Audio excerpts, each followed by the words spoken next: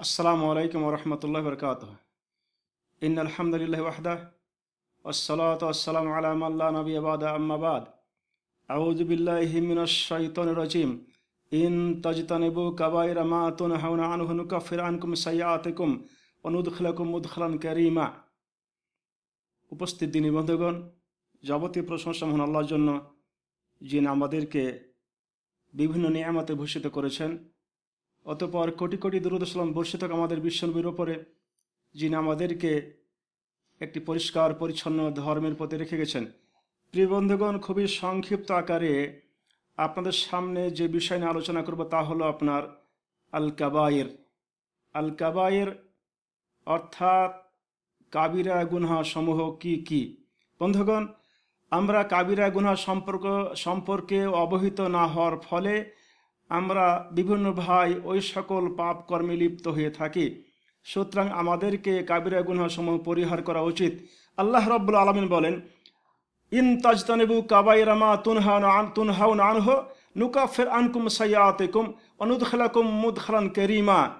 তোমরা যদি কাবিরা গুনহা থেকে বেঁচে থাকতে পারো তাহলে তোমাদের অন্য অন্য গুনহাসমূহ আল্লাহ মাফ করবেন এবং তিনি তোমাদেরকে সম্মানিত স্থানে অর্থাৎ জান্নাতে প্রবেশ করবেন। সূরা আন-নিসা আয়াত নম্বর 31। বন্ধুগণ, কাবিরা গুনহা সম্পর্কে রাসূলুল্লাহ সাল্লাল্লাহু আলাইহি ওয়াসাল্লাম বলেছেন, ক্বালা রাসূলুল্লাহ সাল্লাল্লাহু আলাইহি ওয়াসাল্লাম ইজতানিবুস সাবআল মুবিকাত। ক্বালু ওয়া মা হুন্না ইয়া রাসূলুল্লাহ?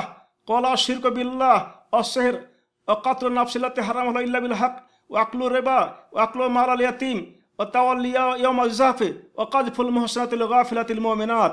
বন্ধুগণ, রাসূলুল্লাহ সাল্লাল্লাহু আলাইহি ওয়াসাল্লাম বললেন, তোমরা 7টি ধ্বংসাত্মক বিষয় থেকে বেঁচে থাকো।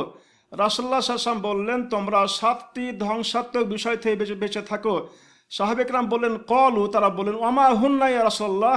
হে আল্লাহর রাসূল, ওই সকল বিষয়গুলো কি যেগুলো অত্যন্ত ধ্বংসাত্মক? রাসূলুল্লাহ সাল্লাল্লাহু আলাইহি ওয়াসাল্লাম বললেন যে 1 নম্বরে আশিরকু বিল্লাহ, আল্লাহর সাথে শিরিক করা। 2 নম্বরে জাদু করা।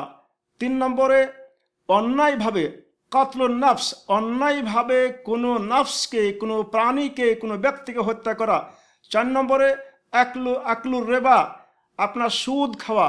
5 নম্বরে আকলু মালাল ইয়াতীম, এতিমের মাল ভক্ষণ করা। 6 নম্বরে তাওয়াল্লি ইয়াওমাজ যাফি, যুদ্ধের ময়দান থেকে পৃষ্ঠ প্রদর্শন করে পলায়ন করা।